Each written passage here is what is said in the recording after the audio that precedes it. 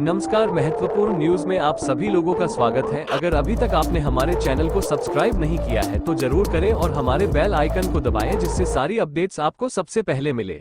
गोरखपुर के कोतवाली थाना क्षेत्र के खूनीपुर के रहने वाला 24 वर्षीय शफक समानी पुत्र इश्तियाक समानी, जो एसी एयर कंडीशन का काम करता था, शनिवार की रात को रामगढ़ थाना क्षेत्र के जियोडो शोरूम पर एसी लगाने गया था कि संदिग्ध परिस्थितियों में शोरूम में उसकी मौत हो गई। अज्ञात व्यक्ति द्वारा उसे जिला अस्पताल में भर्ती कराया गया, जहां डॉक्टर ने उसे मृतक घोषित कर दिया। उसके शव को जिला अस्पताल की मर्चरी हाउस में रखा गया है। घटना की सूचना मिलने पर बड़ी संख्या में रामगढ़ताल थाने पर परिजन और रिश्तेदार पहुंचे। परिजनों हत्या की आशंका जताई क्योंकि उसके नाक से खून आ रहा है। फिलहाल पुलिस ने शव को कब्जे में लेकर पोस्टमार्टम के लिए भेज दिया है। परिजनों ने रामगढ़ताल थाने पर इस संबंध में तहरीर दी है। पुलिस मामले की छानबीन में जुटी हुई है।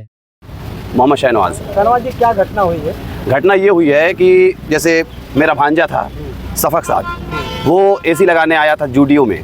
ठीक है, जूडियो में आया, उसके साथ ट्रेजेडी हुई। क्या ट्रेजेडी हुई ये पता नहीं है। करंट लगा, क्या लगा, उसको ले आकर लावारिस की तरह सदर में लोगों ने भर्ती कर दिया। ठीक है, उसके बाद मेरे पास कॉल आया, जैसे घर वालों ने इंक्वायरी करने के लिए फ़ोन किया तो किसी ने फ़ोन उठाया उसका और बोला कि उसको करंट लग गई है और वो हॉस्पिटल है। ये भी नहीं बताया गया कौन हॉस्पिटल, कहाँ है, कैसे है, कुछ नहीं। उसके बाद मोबाइल डिस्कनेक्ट कर दिया गया। डिस्कनेक्ट करने के बाद वो मोबाइल स्विच ऑफ कर दिया गया। उसके बाद मैं आया सदर में, तो वहाँ पर डॉक्टर साहब से मिला। तो डॉक्टर साहब ने कहा कि हाँ, एक पेशेंट आए हैं। तो उसके बाद मैंने वहाँ पे डिटेल निकाला, तो फिर वो लावारिस घोषित हो गया था। लाश ना वहाँ पे डिटेल था लाश का, ना कुछ। और जो वहाँ पे लाकर एडमिट किया था उसने अपना नाम लिखाया था और नंबर भी दिया था। ठीक है, उसके बाद वो चला गया वहाँ से।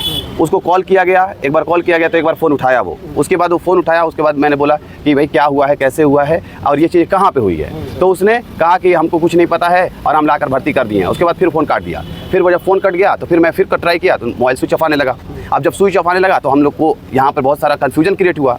तो कन्फ्यूजन जब क्रिएट हुआ तो मैंने फाइंड आउट किया कि भाई ये चीज़ें कैसे हो रही हैं। फिर वहाँ पर डॉक्टर साहब से मिला तो उन्होंने कहा कि ये डेथ हो गया है। लड़का यहाँ किस लिए आया था? एसी लगाने के लिए। अच्छा। एसी लगाने के लिए एसी टेक्नीशियन था। ठीक है, उसके बाद क्या हुआ, कहाँ पे, किसकी बिल्डिंग थी? यहाँ पर जूडियो जो जूडियो मॉल है वहीं, उसी में लगाने आया। अब वही तो सबसे बड़ा सस्पेंस है कि जब वो आया था तो कोई कह रहा है कि हम नहीं जानते हैं, जैसे डेकिन कंपनी का वो एसी लगाता है। ठीक है, वहाँ के जो डीलर हैं वो कह रहे हैं कि हमने इसको इतने टाइम भेजा, फिर वो डिनाई कर रहे थे। फिर अभी यहाँ पर जो थाना इंचार्ज है उन्होंने पूछा कि क्या हुआ है, तो उन्होंने बताया कि हाँ वो मैंने भेजा था एक एसी लगाने के लिए। फिर जो डीलर हैं वो आए, डीलर भी कह रहे हैं कि नहीं मेरे से नहीं पता है, बनारस में जो हैं उनसे पता है। लेकिन पूरी चीज़ें जो है यहाँ पर फिशिंग है। हाँ, आशंका ये है कि जैसे इसमें डिले किया गया है, जैसे जो हैपेंस ट्रेजेडी हुई है वो कैसे हुई है उसका कोई ब्यौरा नहीं है, कोई डिटेल्स नहीं है, कोई क्लियर ट्रांसपेरेंसी नहीं है। और इसमें सबसे बड़ी ये है कि उन लोगों ने लापरवाही किया है और अपनी जिम्मेदारियों से लोगों ने पल्ला झाड़ लिया है।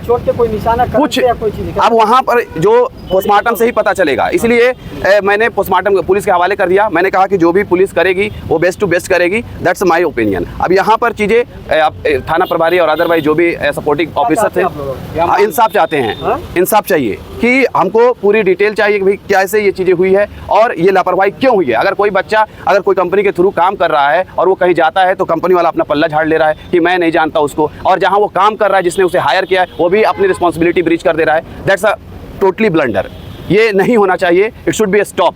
और इसमें मैं यही चाहूँगा आप लोगों से कि ज़्यादा से ज़्यादा इन चीज़ों के अलर्टनेस होने चाहिए और पुलिस हमारे सपोर्ट में है, सपोर्ट कर रही है। तो जहाँ जो भी होगा वो सारी चीज़ें निष्पक्ष फैसला होना चाहिए, डिटेल्स होनी चाहिए।